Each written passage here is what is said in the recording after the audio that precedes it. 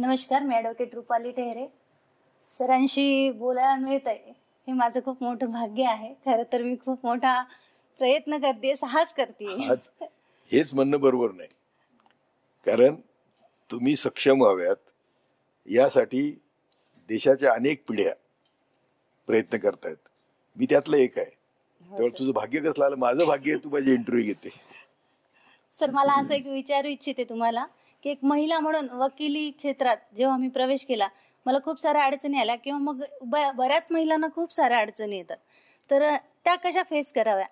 महिलांना सगळ्या क्षेत्रात अडचणी येतात. मेडिकलमध्ये येतात. आता बघितलं ना कलकत्त्याचं काय झालं ते. तर त्यामुळे अडचणी सगळीकडे येतात. वकिलीत येतात. आमची मनुस्मृती काय सांगते की महिला भोगवस्तू आहे.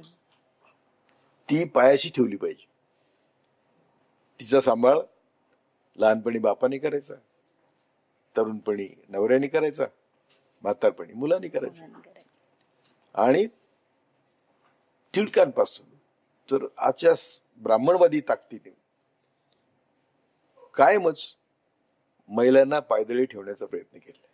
आणि आमचे सगळे जे बहुजन आहेत त्यांना अनेकच फायदा आहे. कोणाला जर पायदळी तुडून सेवा मिळत असेल तर चांगलं आहे ना, तर ती मिळते. म्हणून आम्हाला पहिल्यांदा ही आमची कुणीतरी आम्ही कमी आहोत, सक्षम नाहीत, ही मानसिकता झुगारून दिली पाहिजे. बरोबर सर. विवेकानंद जेव्हा अमेरिकेत गेले आणि त्यांनी स्त्रियांना मिळालेलं स्वातंत्र्य बघितलं, त्या स्त्रिया किती स्वतंत्र होत्या, त्याला भेटू शकत होत्या. त्यांना विवेकानंद त्यांच्या घरी त्यांना ठेवू शकत होत्या. तो म्हणला की देशात हे एवढं स्वातंत्र्य जर स्त्रियांना मिळालं तर भारत जगात नंबर 1चा देश होईल. त्यामुळे आमचं आजही म्हणणं आहे की स्त्रियांना बरोबरीचा दर्जा देऊ. जसं आता ते विकर शिक्षण आहे त्याला आपण जसं आरक्षण देतो तसं महिलांना पण दिलं पाहिजे. हो सर. आणि ते राजीव गांधींनी दिलं होतं. राजीव गांधींनी दिलं होतं. बऱ्याच गोष्टी केल्या होत्या. वकिली व्यवसाय करत असताना बऱ्याचदा आपल्याला वारसा आहे, यांचे वडील वकील आहेत म्हणून ह्यांचा मुलगा मग पुढे अशी प्रायोरिटी मिळते. सगळीकडे राजकारणात काय.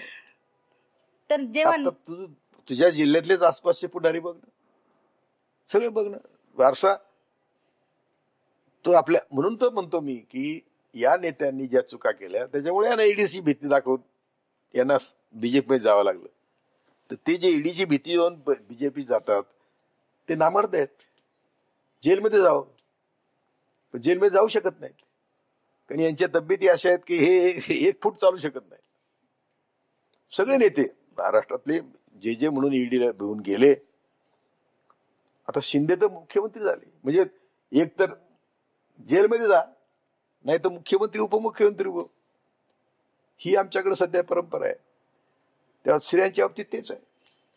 त्या बेटा तुला सावित्रीबाई फुले व्हायला पाहिजे आणि तिला समोर ठेवून आपल्याला काम केलं पाहिजे. तुम्ही सरस्वतीच्या प्रतिमेला पूजा करतात त्याची, तर मी विरोध करतो त्याला की जी सरस्वती आम्ही कधी बघितली नाही, जिने आम्हाला बोटाला धरून शिकवलं नाही, आम्हाला शिकवलं सावित्री. धन्यवाद सर. नक्कीच तुमच्या शब्दांचं आम्ही पालन करू. नाही म्हणून मानसिक दृष्ट्या सगळ्यांना आपण सक्षम केलं पाहिजे की बाबा रे, आई आहे, बहीण आहे, तिच्याकडे त्या दृष्टीने बघा. तुमच्याकडे कमोडिटी म्हणून जेव्हा बघतात तेव्हा तेवढंच होणार.